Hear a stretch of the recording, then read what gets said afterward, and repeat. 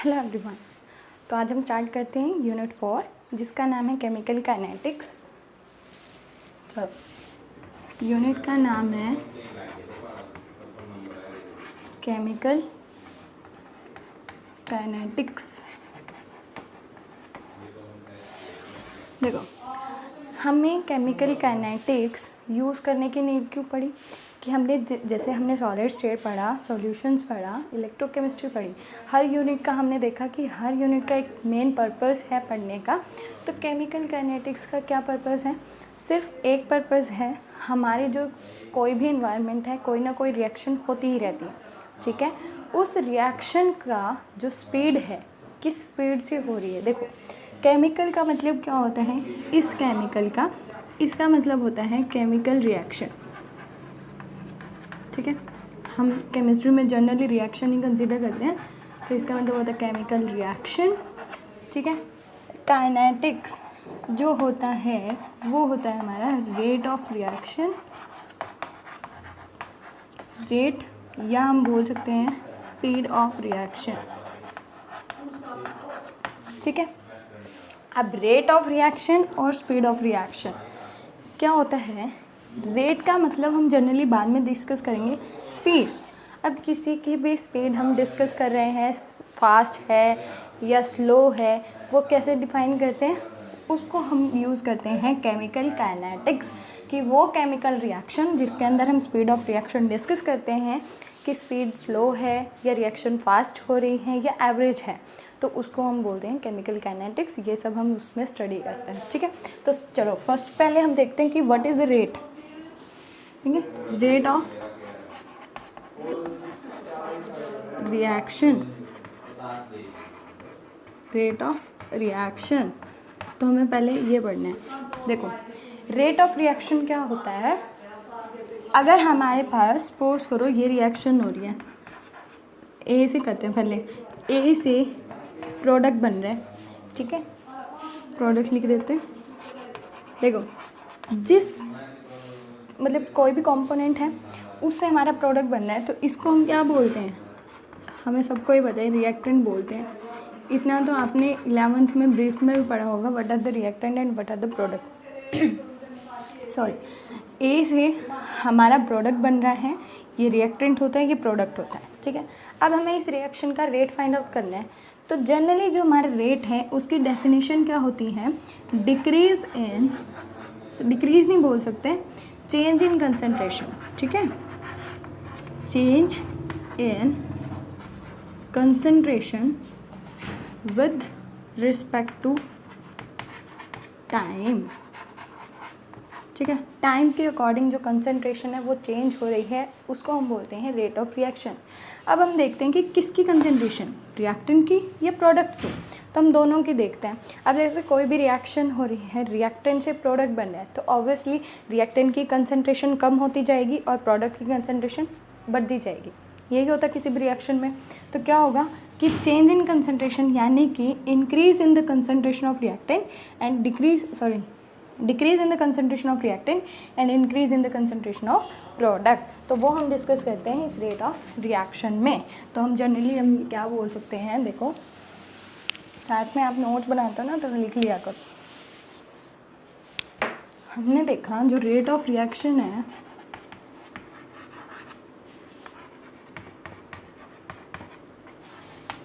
वो होता है change in concentration with respect to time, ठीक है। चलो अब देखते हैं कि हमने ये जो ए से पी बनाया था, तो इसका रेट ऑफ रिएक्शन हमें फाइंड आउट करना है। तो देखो, सबसे पहले क्या होता है, दो चीज़ होती हैं, decrease in concentration, decrease in concentration of reactant, R means reactant, divided by with respect to time है ना। दूसरा, प्रोडक्ट की कंसंट्रेशन क्या हो रही है? इंक्रीज हो रही है। तो increase in concentration of product with respect to time, ठीक है, ये था हमारा रेट ऑफ रिएक्शन कि हमारे जो कंसंट्रेशन है रिएक्टेंट की वो डिक्रीज़ होती है और जो हमारी प्रोडक्ट है उसकी कंसंट्रेशन हमारी इंक्रीज़ होती है विद रिस्पेक्ट टू टाइम, और उनका जो चेंज है वो हम डिफाइन करते हैं रेट ऑफ रिएक्शन। ठीक है, अब हम बात करते हैं कि अगर हमारे पास सपोज करो हमें यूनिट फाइंड आउट करनी है कि रेट ऑफ रिएक्शन की यूनिट क्या है। ठीक है, यूनिट फाइंड आउट करनी है तो कैसे करोगे, देखो है तो ऊपर कंसंट्रेशन, चाहे इंक्रीज़ हो रही है या डिक्रीज़ हो रही है, हाँ, कंसंट्रेशन अपॉन टाइम यही है। कंसंट्रेशन डिक्रीज़ हो या इंक्रीज़ हो रहेगी कंसंट्रेशन ही। अब कंसंट्रेशन की यूनिट हमने सेकेंड यूनिट में पढ़ी थी सॉल्यूशन चैप्टर में, क्या होती है, मोल पर लीटर। टाइम की यूनिट क्या होती है, सेकेंड, एस से डिनोट करते हैं, ये लिख दो सेकेंड। ठीक है, अब ये ऊपर जाएगा क्या हो जाएगा, मोल पर लीटर, सेकेंड ऊपर जाके क्या बन जाएगा, पर सेकेंड। तो ये यूनिट होगी हमारी रेट ऑफ रिएक्शन की। ये सिर्फ रेट ऑफ रिएक्शन की यूनिट है जनरली। ठीक है, क्या हो गया, रेट ऑफ रिएक्शन समझ आया कि डिक्रीज़ हो रही है कंसंट्रेशन, इंक्रीज़ हो रही है, इतना आ गया। उसके बाद देखो हमारा क्या आता है, अगर हमारे पास सपोज करो,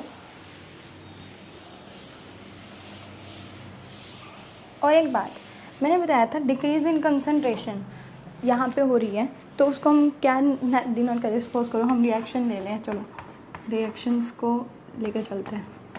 ये है हमारा, ये क्या है हमारे रिएक्टेंट और ये क्या हमारा प्रोडक्ट। ठीक है, ए प्लस बी से हमारा प्रोडक्ट बन रहा है तो हमें बताना है कि इसका रेट लो एक्सप्रेशन लिखो। ठीक है, तो चलो लिखते हैं, रेट ऑफ रिएक्शन क्या होगा।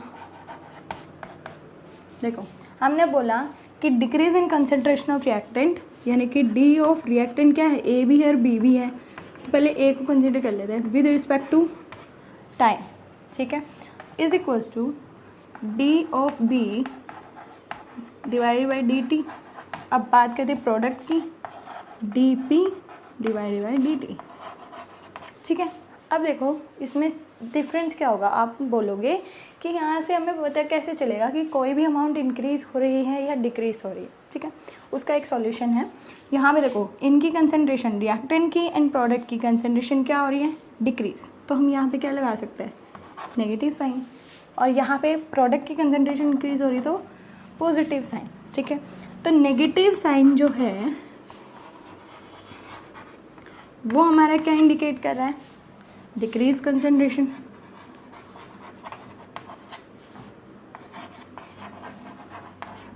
ठीक है, और जो हमारा पॉजिटिव साइन है वो क्या रिप्रेजेंट कर रहा है, इंक्रीज कंसंट्रेशन।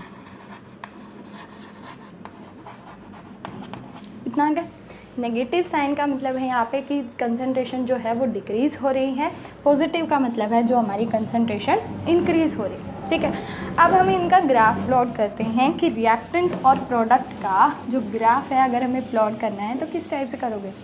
देखो दोनों को हम साथ में ड्रॉ करते हैं।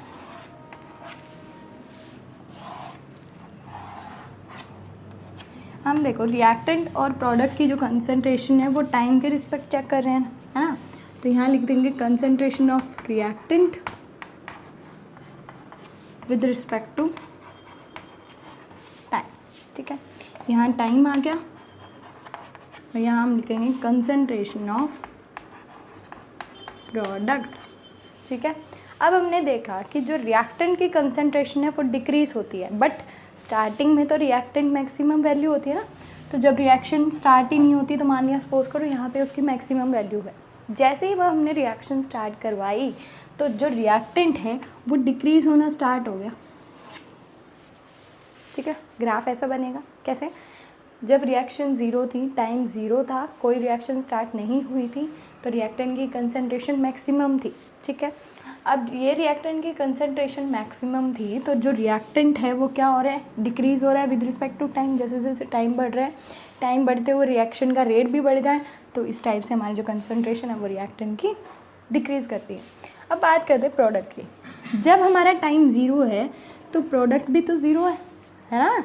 जब हमने मान लो सपोज करो ए प्लस बी से हमने क्या बनाया, प्रोडक्ट बनाया था। अब अगर हम टाइम ज़ीरो पे ले रहे हैं सपोज करो इन दोनों की कंसंट्रेशन ए है तो प्रोडक्ट की तो ज़ीरो है ना, जब तक रिएक्शन स्टार्ट नहीं हुई तो जो रिएक्टेंट है वो तो एज इट इज़ है, प्रोडक्ट तो हमारा बना ही नहीं, तो प्रोडक्ट क्या हुआ टाइम उस पर टाइम ज़ीरो पे ज़ीरो हुआ। जैसे ही रिएक्शन स्टार्ट होना स्टार्ट हुई तो जो हमारा प्रोडक्ट है उसकी कंसंट्रेशन क्या होगी, इंक्रीज़ होना स्टार्ट होगी। तो ये हमारा ग्राफ बनेगा। और अगर हमें इन दोनों का कंबाइंड ग्राफ बनाना है तो कैसे बनेगा, देखो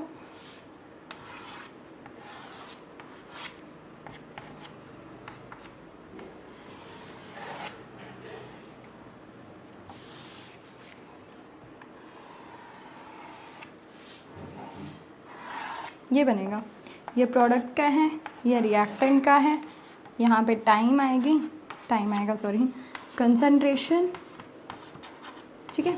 अब देखो इसके अंदर जब टाइम ज़ीरो था रिएक्टेंट की कंसंट्रेशन मैक्सिमम थी लेकिन प्रोडक्ट ज़ीरो था, ठीक है। यहाँ पे प्रोडक्ट हमारा क्या था, ज़ीरो था, लेकिन जो हमारा रिएक्टेंट है वो तो मैक्सिमम था, ठीक है। जैसे जैसे टाइम बढ़ रहा है रिएक्टेंट तो घट रहा है लेकिन प्रोडक्ट बढ़ रहा है, समझ में आया। यही मैंने ऊपर अलग अलग से बनाए थे, लेकिन आपको बनाना है तो ऐसे भी बना सकते हो, समझ में आया इतना। चलो नेक्स्ट देखते हैं, एक मिनट, एक चीज़ बतानी थी।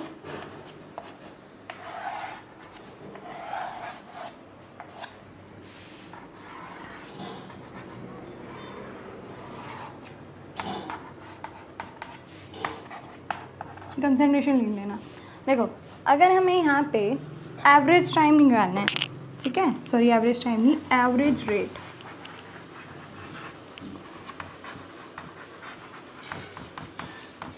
अगर किसी भी चीज़ का हमें एवरेज फाइंड आउट करना होता है तो हमारे पास कम से कम तो दो चीज़ होनी चाहिए, है ना। दो वैल्यूज़ होंगे तभी हम एवरेज निकाल सकते हैं, या दो से ज़्यादा हो तब निकाल सकते हैं। तो देखो हमारे पास सपोज करो हमने यहाँ पे ये ले लिया, एक यहाँ पे ले लिया, है ना। ये टेम्परेचर सपोज करो T1 है, ये T2 है, तो यहाँ पे कंसंट्रेशन क्या होगी X1, यहाँ होगी X2। अब हम क्या करते हैं कि एवरेज रेट ऑफ रिएक्टेंट के लिखने के लिए इसी टाइप से हम यहाँ करेंगे, ठीक है। यहाँ पे हमने क्या लिया T1 T2, यहाँ पे X1 X2, ठीक है। अब देखो जो हमारा एवरेज रेट है, दो वैल्यू का डिफरेंस है, लेकिन हम यहाँ रेट की बात कर रहे हैं, तो रेट क्या होगा, ऊपर है concentration with respect to time, तो टाइम यहाँ पे हमने दो लिए हैं तो T2 माइनस T1 करेंगे तो हमारा ये आ जाएगा, और जो हम X2 माइनस X1 करेंगे तो ये आ जाएगा। तो हमारा ये जो बनेगा ये वाली चीज़ ये हमारी एवरेज रेट हो जाएगा, ठीक है।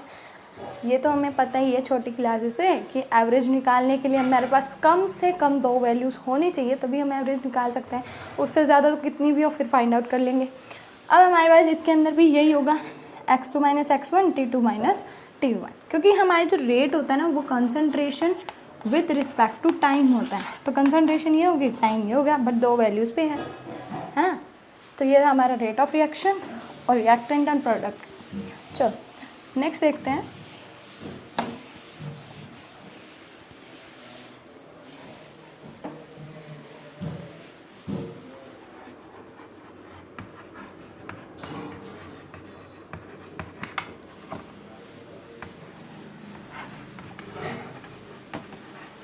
Law of mass action.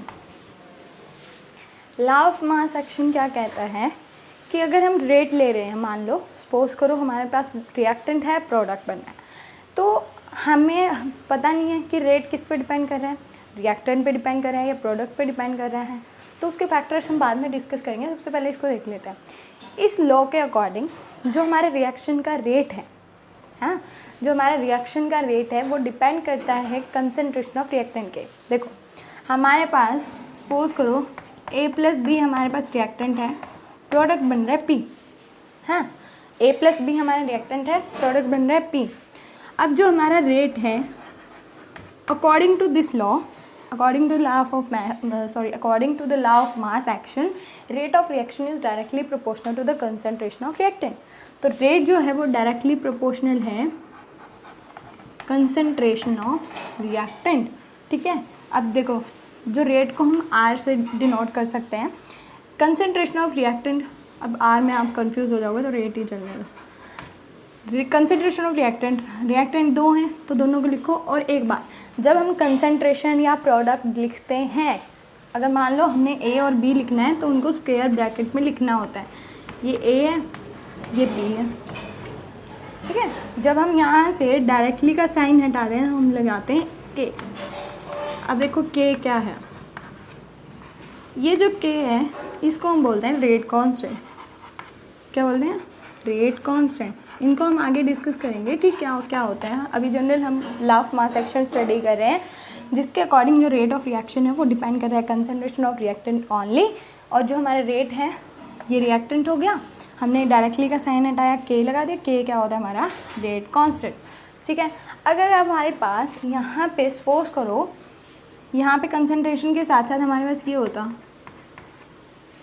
क्या मतलब हुआ कि इनकी कंसंट्रेशन दे रखी है मोल्स में, ठीक है। ए और बी कुछ भी हो सकता है, 1 मोल 2 मोल, है ना। तो यहाँ पे हम जो ये लिखते हैं ना, ये इनकी पावर में चला जाता है। बहुत इंपॉर्टेंट है ये चीज़, जो ये वाली चीज़ है ना, ये पावर में चली जाती है। और इन दोनों का सम हम क्या बोलते हैं? Order of the reaction.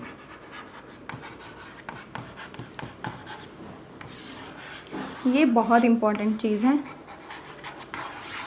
बहुत ज़्यादा, ठीक है। इसको मत भूलना कि what is the order of reaction.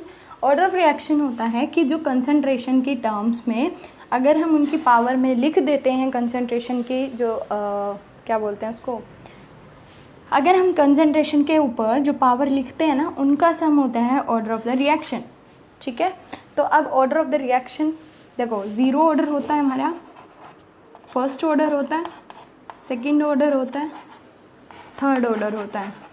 होते तो आगे भी हैं लेकिन हम यहाँ पे जो डिस्कस करेंगे उसके बाद होता है स्यूडो ऑर्डर रिएक्शन, ठीक है। ये हमें 5 डिस्कस करने हैं इस यूनिट के अंदर, ठीक है। इनका डेरिवेशन भी है, रेट निकालने का, रेट कांस्टेंट निकालने का, यूनिट निकालने का, वो 1 बाय 1 करेंगे, ठीक है। इतना आगे समझ में लॉ ऑफ मास एक्शन, इतना ही था लॉ ऑफ मास एक्शन। उसके बाद हम डिस्कस करते हैं कि कौन कौन से फैक्टर्स हैं जो रेट ऑफ रिएक्शन को अफेक्ट करते हैं, ठीक है। फैक्टर्स